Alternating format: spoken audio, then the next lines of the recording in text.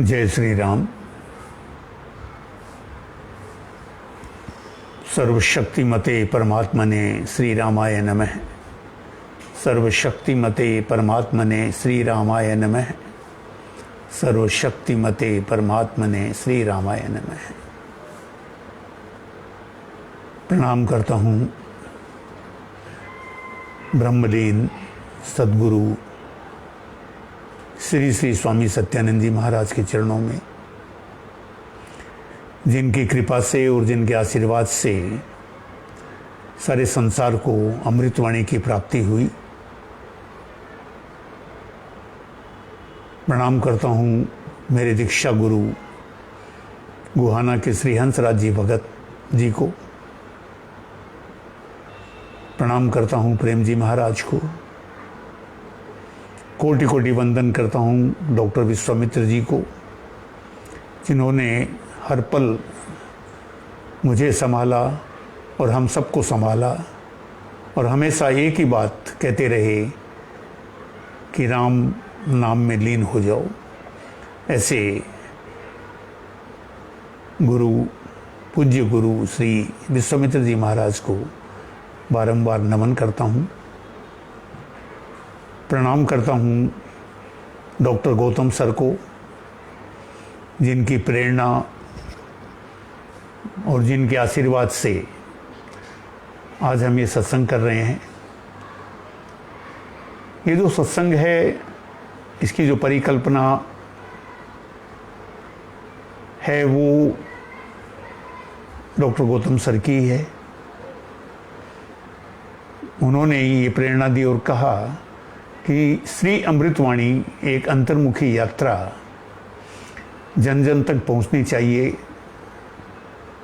लोगों तक पहुंचनी चाहिए। सारे संसार का शुभ हो, मंगल हो। ये तभी संभव है जब हम अपने जीवन में राम को अपनाएं। और राम क्या है? वैसे तो राम, हम जब बात करते हैं कि राम को अपनाएं तो ऐसा लगता है कि राम बाहर है, कहीं और है, लेकिन वास्तविकता ये नहीं है। वास्तविकता ये है कि राम हमारे अंदर ही है। हमें सिर्फ ढूंढना है, हमें तलाश करनी है। शंकराचार्य जी कहते हैं, राम शब्द की जब परिभाषा की बात आती है तो कहते हैं कि रमंती से रामे, जो सब में रमण करता है वो राम है। तो ऐसा कोई प्राणी नहीं जहां राम नहीं हो, जिसमें राम नहीं हो।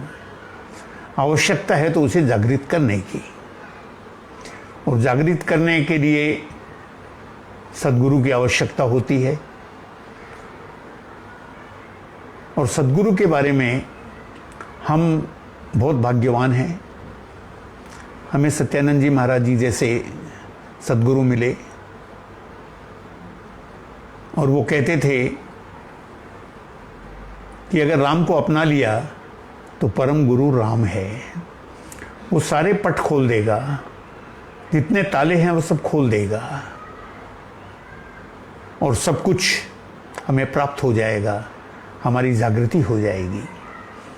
आज हम जो विषय ले रहे हैं यहाँ, हमने पिछली बार भी परम पुण्य प्रतीक है परमेश का नाम, वहाँ से शुरू किया था। आज हम ले रहे हैं ध्रुव धारणा धार यह है, राधीय मंत्र निधान, हरि कृपा अवतरण का पूर्ण रखिए ज्ञान। आज हम राम कृपा अवतरण पूर्ण करेंगे। आता खिड़की द्वार से पवन तेज का पूर, है कृपा त्यों आ रही करती दुर्गुण दूर। बटन दबाने से यथा आती बिजली धार, नाम जाप प्रभाव से त्यों कृपा अवतार। खोलते ही जल नल ज्यो बहता वारी बहाव, जब से कृपा अवतरित हो तथा सजग कर भाव। आगे स्वामी जी कहते हैं, राम शब्द को ध्याइए मंत्र तारक मान, स्व शक्ति सत्ता जग करे ऊपरी चक्र को यान।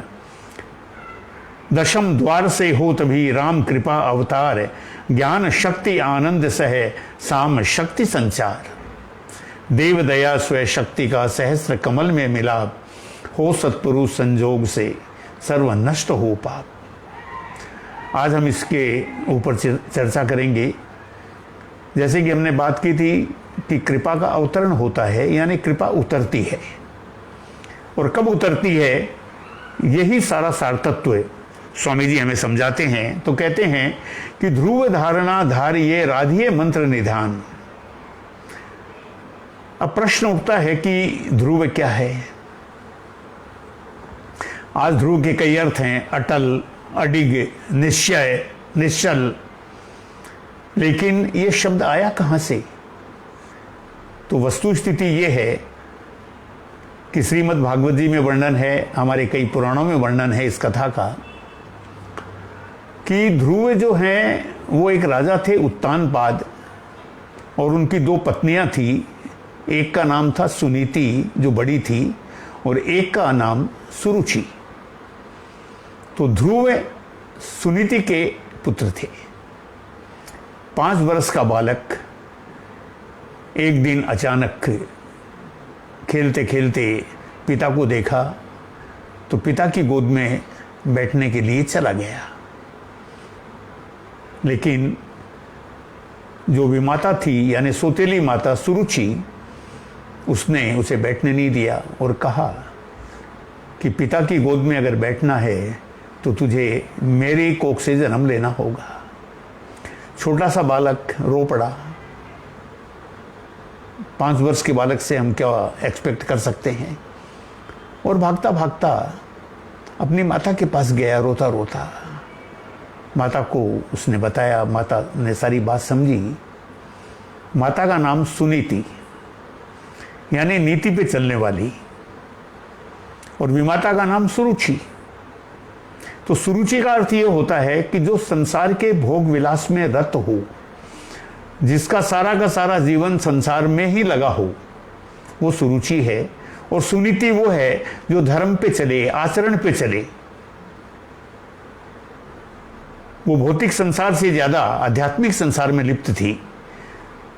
तो उसके मुख से निकल गया कि पुत्र, तुम किस पिता की बात कह रहे हो? अरे ये तो सांसारिक पिता है, कुछ दिन है, उसके बाद वृद्ध होंगे, उसके बाद चले जाएंगे। अगर तुमको गोद ही पसंद है, तुमको बैठना ही है, तो उस पिता की गोद में बैठो, उस परम पिता के पास बैठो जो हमेशा रहेगा, जिसका कभी नाश नहीं होता, जो अक्षय है, अजर है, अमर है। बच्चा एकदम से चुप हो गया। ध्रुव ने पूछा, माता ऐसे पिता कहां हैं? मुझे उनकी गोद में बैठना है। बोले, बेटा ऐसे जो पिता हैं वो सारे संसार के पिता हैं। वो जगन्नाथ हैं, विश्वनाथ हैं, और उनकी गोद में अगर एक बार चले गए तो फिर वो अपनी गोद से कभी उतारते नहीं। प्यार पे प्यार दिए चले जाते हैं, अपनाते चले जाते हैं। बालक ने उत्सुकतावश पूछा, वो मुझे कहाँ मिलेंगे, कैसे मिलेंगे, ऐसे पिता कहाँ हैं? बोले, पुत्र तुम अभी बहुत छोटे हो। वो पिता जो हैं साधुओं को, सन्यासियों को, तपस्वियों को, साधकों को जंगल जंगल में रह के कष्ट सह के जो साधना करते हैं, सब कुछ समर्पित करके सिर्फ उन्हीं में रम जाते हैं। न उनको शरीर का भान होता है, न कोई और सुख की आकांक्षा होती है। उनको वो परम पिता मिलते हैं। इसके लिए कठिन तपस्या करनी पड़ती है। लेकिन पूर्व जन्मों का संस्कार और माता के वचन ऐसे निकले जैसे सदगुरु के वचन निकलते हों। सदगुरु के वचनों में बड़ा सार होता है, बड़ी शक्ति होती है, बड़ी ताकत होती है। वो पार से ले जाते हैं, हृदय को चीर देते हैं। और यही स्थिति ध्रुव की बनी। उसने कहा, माँ अब मैं जा रहा हूं, मैं जंगल में जाऊंगा, वन में जाऊंगा, मैं उस परम पिता को ढूंढूंगा, मुझे उनको पाना है। माँ ने कहा, बेटा ये संभव नहीं, तू बहुत छोटा है। बोला, नहीं माँ। लेकिन जब माँ ने देखा कि वो बच्चा जिद पे अड़ा हुआ है कि मुझे जाना ही है, तो माँ ने सोचा कि आज अगर इसको मैं रोकती हूं, ये अगर नहीं जाता है तो ये हमेशा हीन भावना में रहेगा। इसके मन में ये रहेगा कि मैं उस पिता को नहीं पा सका और ये पिता मुझे प्यार नहीं करता। तो बोले इस बच्चे का पूरा जीवन जो है, व्यक्तित्व जो है, बिखर जाएगा। आप सोच सकते हैं ऐसी माताएं भी होती थी, है हमारे पुराणों में वर्णन है। एक और माता हुई थी मदालसा, जिसने अपने 4 पुत्रों को सन्यासी बना दिया था। जन्म लेते ही उसने उनको ब्रह्म ज्ञान की शिक्षा देनी शुरू कर दी थी। और ये सुनीति ने भी कुछ ऐसा ही किया, जानबूझ के नहीं किया, लेकिन उसके शब्दों ने ऐसा प्रभाव किया और ध्रुव वहां से चल पड़े। पहुंचे घनघोर जंगल में, सुनसान, चारों तरफ सन्नाटा, पशु पक्षी की आवाज, जंगली जानवरों की आवाज, और एक जगह जाके बैठ गए। शाम, परमात्मा और इतनी जिद पे अड़ा हुआ है, इस भयानक जंगल के अंदर अकेला आ गया मुझे पाने के लिए। तो बालक के सामने अचानक नारद जी प्रकट हुए। अब देखिए, एक बड़ी सुंदर बात है नारद जी के बारे में हमारे जो विचार हैं, और जैसा जैसा ये पिक्चर वालों ने खास तौर से सिनेमा में दिखाया गया है कि नारद जी को एक ऐसा व्यक्तित्व दिखाया गया है कि जिनको देख के हंसी आए, और जो किसी की भी चुगली करे, किसी का भी काम खराब करे।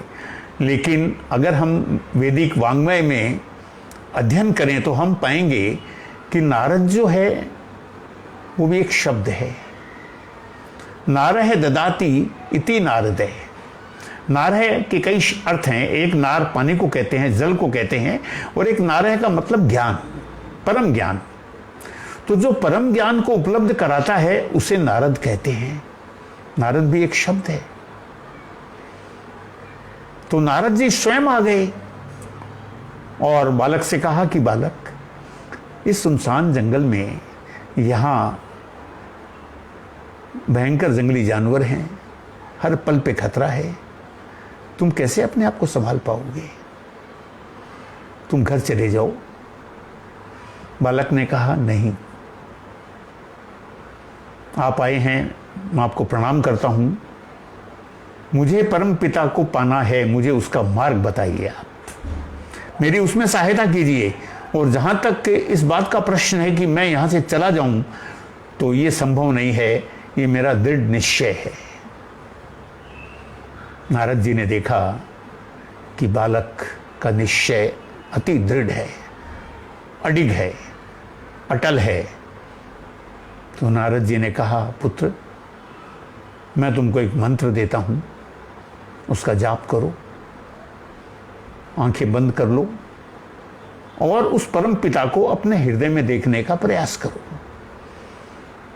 और साथ ही साथ मैं ये भी आशीर्वाद देता हूं कि इस भयानक जंगल में तुम पर किसी भी प्रकार की आपदा नहीं आएगी। और ध्रुव बैठ गए। नारद जी ने जो मंत्र दिया था उसका जाप करने लगे। उसके पहले तो उनके पास कोई मंत्र भी नहीं था, और जाप करने लगे तो ऐसे करने लगे कि न भूख की चिंता, न प्यास की चिंता। और होता क्या है, कई बार हम सोचते हैं ना, हमको 2 बार खाना चाहिए, 1 बार नाश्ता चाहिए, एक समय भी नहीं मिले तो हमें भूख लग जाती है। लेकिन ये साधक लोग जो जंगलों में बैठे रहते हैं, गुफाओं में बैठे रहते हैं, इनको पता ही नहीं, इनको भोजन की कोई आवश्यकता नहीं होती। कभी इनके मन में ये नहीं होता कि भोजन के लिए हम जाएं, जो सही साधक है। और यहां ध्रुव जी की स्थिति ये बनेगी, नारद जी का आशीर्वाद, परम परमात्मा की परम कृपा। और 6 महीने तक उन्होंने साधना की, 6 महीने तक मंत्र जाप करते रहे। और परिणाम क्या निकला? स्वयं विष्णु प्रकट हो गए। चतुर्भुज विष्णु स्वयं वहां प्रकट हो गए। बोले, ध्रुव, मैं तुमसे बहुत प्रसन्न हूं, बोलो क्या चाहिए? ध्रुव ने देखा कि उसका रोम रोम कंपायमान हो गया, आंखों से आंसू बहने लगे। इतना दिव्य रूप था, इतना सुंदर रूप था कि वर्णन नहीं किया जा सकता। वर्णनातीत था, वर्णन से परे था। और पूर्ण आनंद की स्थिति ध्रुव की प्राप्त हो गई। अब एक बात और है, हम विष्णु को ये कहते हैं कि भाई चार भुजा है, शरीरधारी के रूप में हम विष्णु को देखते हैं, लेकिन विष्णु शब्द का एक बड़ा सुंदर अर्थ है। शंकराचार्य जी ने इसका भी भाष्य किया है विष्णु सहस्त्र नाम में। व्यापन शीलनम सह विष्णु, जो सर्वव्यापक है और जो सब में व्यापक है वो विष्णु है। ये एक शब्द है, ये इसका अर्थ है। जैसे नारद का अर्थ था, राम का अर्थ है। तो कहने का अर्थ ये हुआ कि यहां जब विष्णु प्रकट हुए तो ध्रुव जो है वो पूरे ब्रह्मांड के अंदर उन्हें लगा कि वो पूरे ब्रह्मांड से एकाकार हो गए, सारा ब्रह्मांड उनमें समा गया, उनके लिए कुछ भी अदृश्य नहीं था। और परम आनंद की जो स्थिति होती है, ब्रह्मानंद की जो स्थिति होती है, उसमें ध्रुव पहुंच गए। तो ये जो स्वामी जी कहते हैं कि ध्रुव धारणा धारिये, कहने का अर्थ यह है कि ऐसी साधना जिसमें आप सब कुछ भूल जाओ, जिसमें कुछ भी याद नहीं रहे, सिर्फ एक उद्देश्य कि राम को पाना है, विष्णु को पाना है, कृष्ण को पाना है, मेरे इष्ट को मुझे पाना है, मेरा इष्ट मुझसे दूर नहीं है, मेरा इष्ट मेरे ही पास है, लेकिन उसे पाने की लगन, उसकी लालसा इतनी दृढ़ होनी चाहिए। इसलिए ये ध्रुव शब्द हमारे पुराणों में आया है। ये सिर्फ एक नाम था, उस समय तक इसका कोई अर्थ नहीं था, लेकिन एक चरित्र ऐसा हुआ कि जिसने इतनी उच्च कोटि की साधना की, तपस्या की, जिसके कारण से ये शब्द हमारे यहाँ प्रस्तुत हो गया। और इसका एक ही अर्थ है कि अटल हो, अडिग हो, निश्चल हो, किसी भी प्रकार से जो हिले नहीं, वो ध्रुव है। और दूसरा शब्द यूज किया है धारणा, ध्रुव धारणा। धार यह है, धारणा अष्टांग योग में भी आता है। हमारे 8 तरह के योग हैं, उनमें धारणा भी एक योग है। लेकिन यहां स्वामी जी ने जो इसका प्रयोग किया है, जहां तक मेरी छोटी सी अल्प बुद्धि समझती है, वो शायद संकल्प के लिए है कि ऐसा संकल्प करो, ध्रुव के जैसा संकल्प करो। और उस संकल्प में राधिये मंत्र निधान, एक एक शब्द जो स्वामी जी ने दिए हैं, मुझे नहीं लगता कोई व्यक्ति इनकी रचना करता हो, कोई कविता लिखता हो। निश्चित रूप से ये सारे के सारे अवतरित हुए हैं। उस परम परमात्मा की इच्छा से ये सारे शब्द हमें प्राप्त हुए हैं। राधिये मंत्र निधान, राधिये शब्द आता है आराधना से। और राधना जैसे हम लोग बोलते हैं, किसी चीज को बहुत देर तक हम उसको किए ही चले जाते हैं, रटे ही चले जाते हैं, तो वो राधना है। और इसी से एक बहुत सुंदर हमारे यहाँ शब्द है और चरित्र है राधा जी का। मतलब उच्च कोटि का जो भाव होता है, उसको चैतन्य चरितावली में अधिरूढ़ भाव कहा है। यानी सबसे ऊपर का भाव, वो भाव जो हम पे चढ़ जाता है, हम भाव की अवस्था में ही रहते हैं, तो वो है राधिये। और मंत्र निधान, मंत्र तो सदगुरु ने हमें दिया ही है। और मंत्र क्या है? ये मंत्र एक अक्षय कोश है। निधान का मतलब भंडार, ये कभी रिक्त नहीं होता, अक्षय कोश है। जैसे कुबेर का कोश कभी रिक्त नहीं होता, वैसे ही मंत्र जो है उसका कोश भी कभी रिक्त नहीं होता। आप जितना जपेंगे हम, उसकी शक्तियां उतनी बढ़ती चली जाएगी। वो कहते हैं ना, smallest particle of an atom उतना ही पावरफुल होता चला जाता है। जैसे न्यूक्लियर एनर्जी को हम देखते हैं, ये क्या है? तो ये मंत्र की शक्ति है, अक्षय कोश है मंत्र। और इसमें करना क्या है? हर समय सजग रहना है, क्योंकि उस परमात्मा की जो कृपा है वो तो बरसती रहती है। तो हरि कृपा अवतरण का पूर्ण रखिए ज्ञान। ज्ञान कैसे रखेंगे? हमारे शरीर में रोमांच होने लगेगा, हमारा रोम रोम जो है खिल उठेगा, हृदय आनंद से भर उठेगा। ये जो स्थिति है, इसका अर्थ यह है कि हम पे मंत्र उतर रहा है, हम पे राम कृपा उतर रही है। और फिर वो कैसे होता है कि जैसे हम एक अंधेरे कमरे में बैठे हों या बंद कमरे में बैठे हों, हमने खिड़की खोली, खिड़की खोलते ही क्या होता है? बाहर की हवा आने लगती है, बाहर का प्रकाश आने लगता है और हम तरोताजा महसूस करने लगते हैं। खिड़की अगर नहीं खोलते ये संभव नहीं था। खिड़की खोलने के पहले घुटन होती है, लेकिन जो ही तो यही है कि हमें अपने हृदय की खिड़की खोलनी है। आता खिड़की द्वार से पवन तेज का पूर, है कृपा त्यों आ रही करती दुर्गुण दूर। और ये कृपा जब आनी शुरू होती है, बरसनी शुरू होती है, तो सबसे पहले क्या होता है, हमारे विकारों का शमन होता है। देखिए, हम इंसान कहा है ना, गलती का पुतला है, गलतियों का पुतला है, और हम विकारों से भरे पड़े हैं। अगर हम में विकार नहीं होते तो हमें जन्म ही क्यों लेना पड़ता। मोक्ष का अर्थ क्या होता है, हम जन्म और मृत्यु से छुटकारा पालें। स्वामी जी ने कहा है ना, औषध राम नाम की खाइए, मृत्यु जन्म के रोग मिटाइए। तो हमारे अंदर इतने विकार हैं, ये सारे के सारे जो ही हम अपने हृदय की खिड़की खोलते हैं, जो ही उस कृपा के लिए दरवाजा खोलते हैं, तो हमारे ये सारे विकार दूर होने लगते हैं। करती दुर्गुण दूर।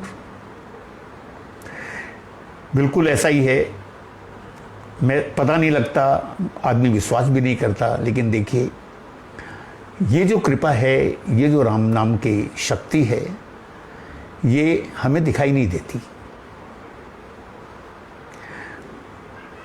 हम एक जगह खड़े हैं, एक बटन हमने दबाया बिजली का, आज तो वैज्ञानिक का ज़माना है, और 100 फीट दूर, 100 मीटर दूर बल्ब जल उठता है, लाइट जल उठती है। न तो हमने बिजली को जाते हुए देखा, न हमने ऐसा कुछ किया कि हम जान सकें कि क्या स्पीड है इसकी, कैसे गई, कितनी दूर। मोमबत्ती जलाएंगे वहीं जलेगी, लेकिन बिजली का तार ऐसा है कि हमने बटन दबाया और वो 100 फीट दूर जाके भी बल्ब जल उठा, विद इन ए सेकेंड, पता भी नहीं लगा। तो ये क्या है। तो जो ही हमने साधना की और तरीके से जाप करना शुरू कर दिया, तो हमारे अंदर भी उसी प्रकार जागृति शुरू हो जाएगी। जैसे बिजली का एक बल्ब जलता है, वैसे ही हम में भी प्रकाश जो है वो आना शुरू हो जाएगा। नल को खोलते हैं, खोलते ही जैसे पानी आना शुरू हो जाता है। खोलते ही जल नल जो बहता वारी बहा। और ये पानी जब आना शुरू होता है, तो सिंपल हमने तो नल को एक तरफ घुमाया है, प्रयास तो करना पड़ेगा। जप में भी प्रयास करना पड़ेगा, नाम में भी प्रयास करना पड़ेगा। और ये प्रयास जहां हमने शुरू किया, तो उसकी कृपा आनी शुरू हो जाती है। फिर स्वामी जी कहते हैं, राम शब्द को ध्याइए मंत्र तारक मान, स्व शक्ति सत्ता जग करे ऊपरी चक्र को यान। बहुत सार भरा वाक्य है कि आप राम शब्द को जो मान रहे हो, आप उसका जो ध्या रहे हो। देखिए, पहले राधिए कहा है, यहाँ ध्याइए कहा है, बातें एक ही है। यानी ध्याइए का मतलब आपके ध्यान में हर वक्त राम ही राम रहे, राम नाम जो है हर वक्त गूंजता रहे, इसलिए ध्याइए है। तो राम जो शब्द है उसको हमेशा ध्यान में रखें और बार बार उसका उच्चारण मानसिक रूप से करते रहें। और ये मान के कि ये मंत्र जो है ये तारक है। तारक का अर्थ क्या हुआ, तारेति ही इति तारक है, जो हमको तार दे, संसार सागर से पार कर दे, सारे दुखों से हमको ऊपर कर दे और हमको जन्म मृत्यु के बंधन से मुक्त कर दे, वो तारक है। और ये राम का मंत्र, इसीलिए इसे तारक मंत्र कहा है।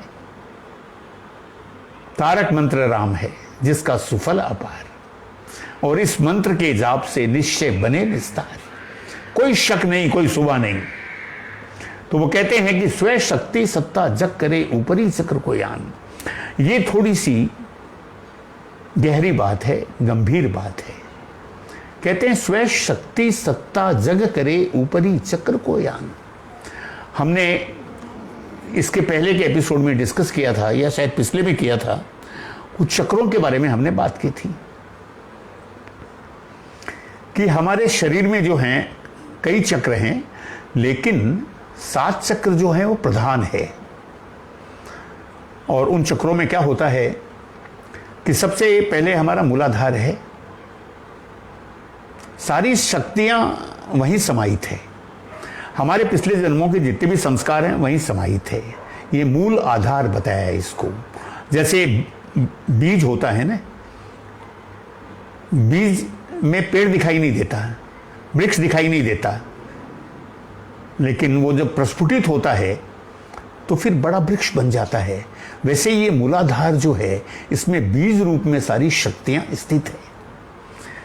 और इसी प्रकार से मूलाधार से फिर हम आगे आगे चक्रों में बढ़ते बढ़ते बढ़ते हम चले जाते हैं ऊपर तक, सहस्रार तक। तो स्वामी जी कहते हैं स्व शक्ति सत्ता जग करे, यानी ये जो शक्ति है ये कहीं बाहर से नहीं आती, ये शक्ति कहीं से हमको लानी नहीं पड़ती। सदगुरु हमें मार्ग बताता है, शक्ति हमारे पास है। सदगुरु हमें क्या बताता है कि इस शक्ति को जागृत कैसे करना है।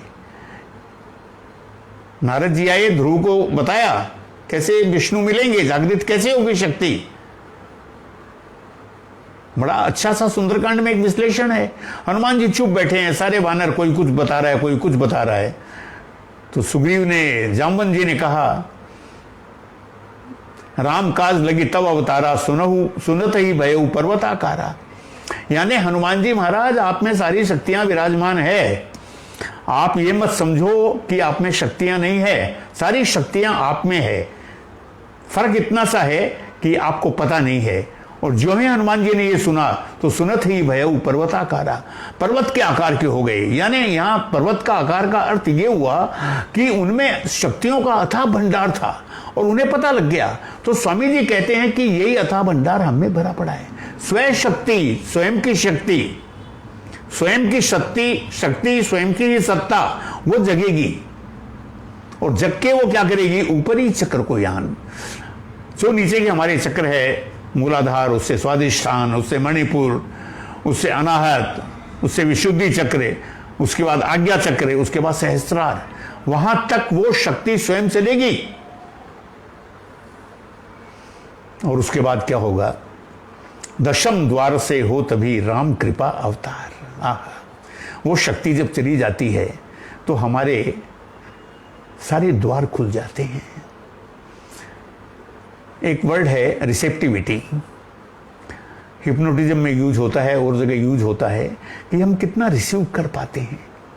तो हम उतना ही रिसीव कर पाएंगे जितनी हमें क्षमता हो। तो यहां स्वामी जी कहते हैं कि ये शक्ति जब ऊपर की तरफ चलती है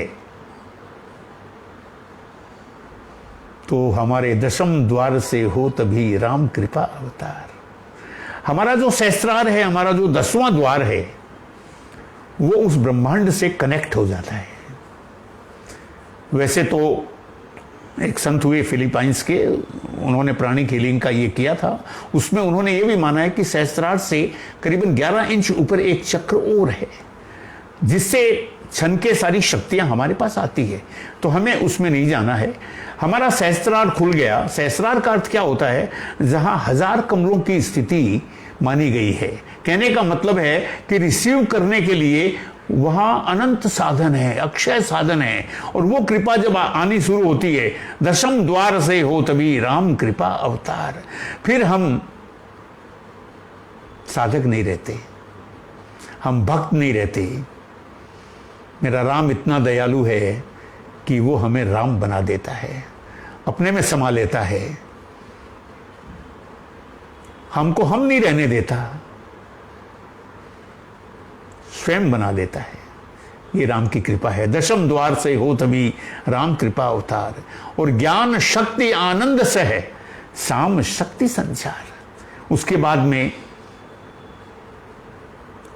हमें सारे संसार का ज्ञान प्राप्त हो जाता है। हमें कोई पुस्तक नहीं पढ़नी, हमें किसी से कुछ पूछना नहीं। पूरे ब्रह्मांड का जितना भी ज्ञान है वो सब हमें पता लग जाता है, सब हम में समाहित हो जाता है।